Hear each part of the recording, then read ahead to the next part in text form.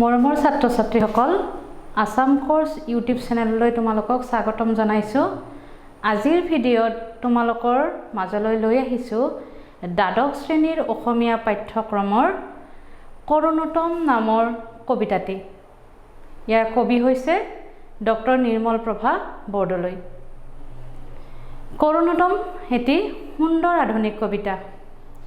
আধুনিক কবিতাৰ জগতখনত নিৰ্মল প্ৰভা বৰদলৈ নাম লেখত ল'বলগীয়া।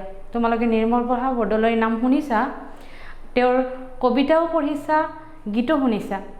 তেওঁক গীতিকাৰ হিচাপেও জানো আমি আৰু কবি হিচাপেও জানো।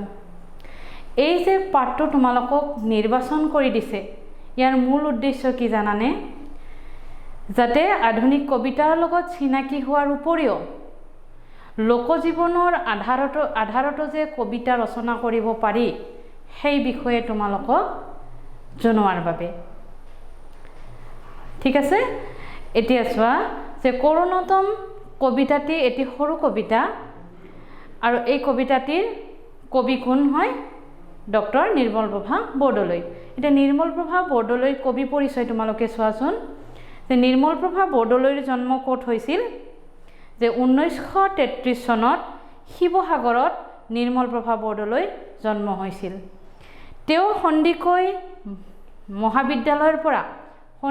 ছোৱালী মহাবিদ্যালয়ৰ পৰা BA পাছ কৰি কি কৰিছিল যে 1955 চনত অসমীয়া বিষয়ত গুৱাহাটী বিশ্ববিদ্যালয়ৰ পৰা MA পাছ কৰিছিল।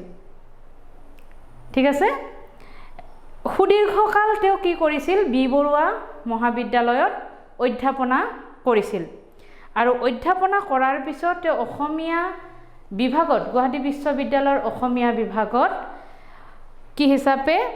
অধ্যাপিকা হিচাপে নিযুক্তি লাভ কৰে আৰু জৱাহৰলাল নেহেৰু পদৰ অধিষ্ঠাত্ৰী হৈ তেওঁ অৱসৰ গ্ৰহণ কৰিছিল। এতিয়া নিৰ্মল প্ৰভা বৰদলৈৰ জন্ম, কৰ্মজীৱন আমি পালোঁ। তেওঁৰ সাহিত্যৰাজিসমূহ আমি চাওঁচোন। তেওঁ কি কি কবিতা পুথি ৰচনা কৰিছিল? তেওঁ ৰচনা কৰা প্ৰথম কবিতা পুথিখনৰ নাম হ'ল বন ফৰিঙৰ ৰং। সদায় মনত ৰাখিবা যে নিৰ্মল প্ৰভা বৰদলৈৰ প্ৰথম কবিতা পুথিখনৰ নাম কি? বন ফৰিঙৰ ৰং। ইয়াৰ উপৰিও তেওঁৰ আন কেইখন কবিতা পুথি কি আছিল? দিনৰ পিছত দিন, সমীপেশু, অন্তৰংগ, সুদীৰ্ঘ দিন আৰু ঋতু। এইকেইখন আছিল তেওঁৰ আন কবিতা পুথি। তেওঁ, মই যে অলপ আগত কৈছিলোঁ, তেওঁ কবিৰ উপৰিও কি আছিল? এজন গীতিকাৰ আছিল। তেওঁৰ গীতৰ সংকলন দুখন আমি পাওঁ ইয়াতে। সোণবৰণীয়া আই আৰু সুৰীয়া মাত, এই দুখন আছিল নিৰ্মল প্ৰভা বৰদলৈৰ গীতৰ পুথি। তেওঁৰ গৱেষণা গ্ৰন্থ আমি 3খন পাওঁ, গৱেষণামূলক গ্ৰন্থ। সেই গৱেষণামূলক গ্ৰন্থ 3খনৰ নাম কি? দেৱী, সূৰ্য আৰু শিৱ। এইকেইখন তেওঁৰ গৱেষণামূলক গ্ৰন্থ। মনত ৰাখিবা। 1983 চনত তেওঁ সাহিত্য একাডেমী বঁটা লাভ কৰিছিল আৰু এই সাহিত্য একাডেমী বঁটা কোনখন পুথিৰ বাবে লাভ কৰিছিল জানানে? আমি যে কবিতা পুথি পাইছিলোঁ, সুদীৰ্ঘ দিন আৰু ঋতু নামৰ কবিতা পুথিখনৰ বাবে 1983 চনত ডক্টৰ নিৰ্মল প্ৰভা বৰদলৈয়ে সাহিত্য একাডেমী বঁটা লাভ কৰিবলৈ সক্ষম হৈছিল। 1991 চনত তেওঁ কি হ'ল? অসম সাহিত্য সভাৰ দুধনৈত অনুষ্ঠিত হোৱা অধিৱেশনৰ সভাপতিৰ আসনো অলংকৃত কৰিছিল। এইখিনি আছিল তেওঁৰ কি? সাহিত্যৰাজি, সাহিত্যত দি যোৱা তেওঁৰ অৱদান। 1904 চনত কি হয়?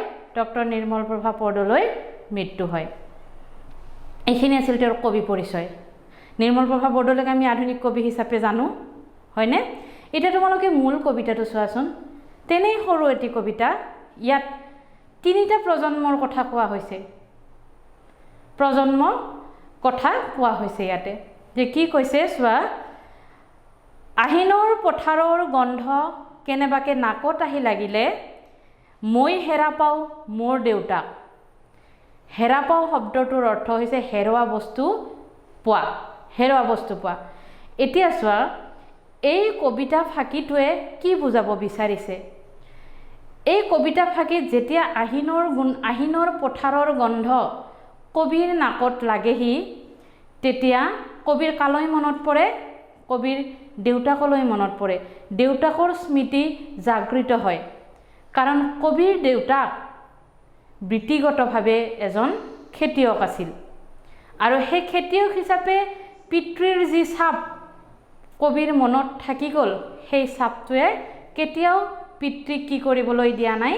পাহৰিবলৈ দিয়া নাই।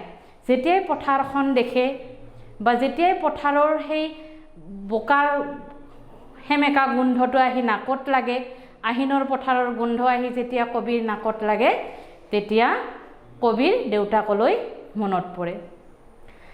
ছেকেণ্ড ষ্টেঞ্জাটো চোৱা তোমালোকে, যে দোকানৰ জাপ ভঙা গামোচাৰ সুবাসত মই হেৰা পাওঁ মোৰ আইক। ইয়াৰ পৰা আমি কি গম পাইছোঁ এইটো ষ্টেঞ্জাৰ পৰা? যে কবিৰ মাক এজনী সুদক্ষ শিপিনী আছিল, হয়নে?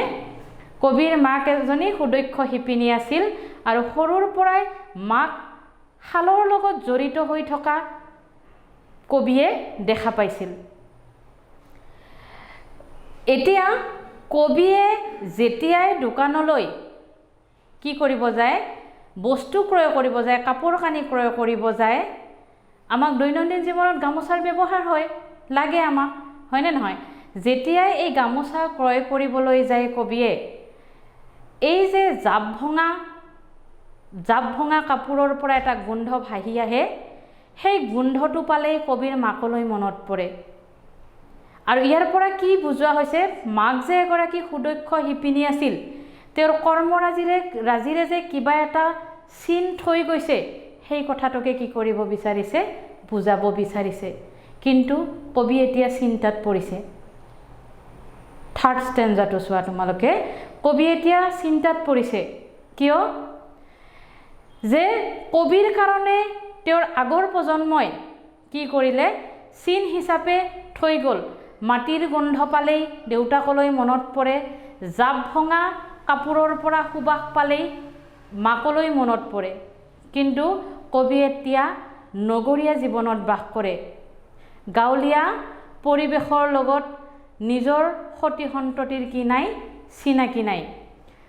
কবিয়ে যিটো পৰিৱেশ পাই আহিছিল সৰুকালত, সেই পৰিৱেশটো নিজৰ ল'ৰা ছোৱালীয়ে কেতিয়াও দেখা নাই। এতিয়া কবি বিমৰত পৰিছে যে মোৰ কি কৰ্মৰে মোৰ সন্তানৰ মাজত মোৰ চিন থৈ যাম। সেয়ে তেওঁ কৈছে যে মই মোৰ সন্তানৰ কাৰণে ক'ত থৈ যাম? ক'ত? যে ভৱিষ্যত প্ৰজন্মৰ বাবে নিজৰ সন্তানৰ জৰিয়তে ভৱিষ্যত প্ৰজন্মৰ কথা কবিয়ে ইয়াত চিন্তা কৰিছে। যে ভৱিষ্যত প্ৰজন্মৰ বাবে আমি যিদৰে কি হ'ব ধৰিছোঁ, যে নিজৰ মানে কম সময়ৰ ভিতৰত বস্তু লাভৰ বাবে বিভিন্ন সহজ উপায় অৱলম্বন কৰিছোঁ, যে আমি খেতি কৰিবলৈ বাদ দিয়া হ'লোঁ, কাপোৰ ববলৈ বাদ দিয়া হ'লোঁ, আমি মেচিনৰ কাপোৰ ব্যৱহাৰ কৰোঁ। এতিয়া সেই কাৰণে কবিয়ে চিন্তাত পৰিছে, যে কৈছে মই কি কৰ্মৰাজিৰে মই কি কৰিম? মোৰ সন্তানৰ মাজত বা ভৱিষ্যত প্ৰজন্মৰ মাজত মোৰ চিন থৈ যাম। এইদৰে কবিতাটিত কবিয়ে উদ্বিগ্ন হৈ পৰিছে।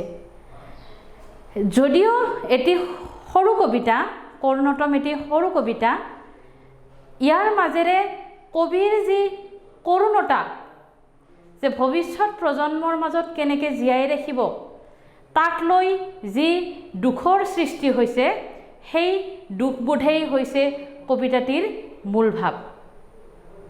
এতিয়া তোমালোকে বুজি পাইছানে যে কি কৈছে? কবিতাটিৰ মূল ভাৱ কি? যে আহিনৰ পথাৰৰ গোন্ধ পালেই কবিৰ কি হয়? দেউতাকলৈ মনত পৰে, কাৰণ কবিৰ দেউতাক এজন কি আছিল? খেতিয়ক আছিল। ঠিক তেনেদৰে দোকানৰ জাপ ভঙা সুবাসত কি হয়?